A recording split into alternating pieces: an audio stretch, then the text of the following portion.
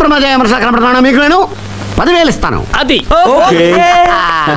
10,000 అయితే కంఫర్టబుల్ గా హాయిగా కూర్చోవచ్చండి. కూర్చుంటే సరిపోదమ్మా, మరి మూమెంట్ కావాలి.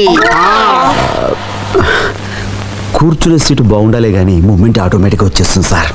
మీరు అలా కూర్చుని మూమెంట్ స్టార్ట్ చేయగానే మా అమ్మాయి కెమెరా పట్టుకుని అలా షూట్ చేస్తుంది. నేను బాగా షూట్ చేస్తాను, ఏది మిస్ చేయను. మనం బాత్రూమ్ లో కూర్చోటం, వాళ్ళు కెమెరాలతో షూటింగ్లు చేయటం, ఇది నాకేం నచ్చలేదు. నేను వెళ్ళిపోతున్నాను. నువ్వు చెప్తాను. అయ్యా, ఆ పరిస్థితిలో కెమెరాతో షూట్ చేయడం అంతగా బాగుండదేమో, ఒక్కసారి మా ఆలోచించు. అమ్మాయి అలా షూట్ చేయదు, ముందు అలా బ్యాక్ నుంచి షూట్ చేసి అలా పట్టుకొచ్చేస్తుంది.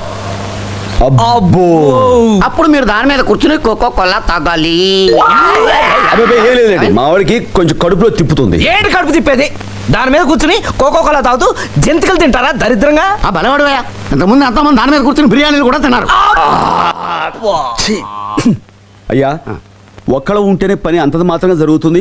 పైగా మీరు కెమెరాతో షూటింగ్ అంటే అంత బాగుండదేమో. పెట్టుకోకయ్యా, పక్కన 10 మందిని పెట్టి ఎంకరేజ్ చేస్తాం. కమాన్ కమాన్ కమాన్ కమాన్ అని.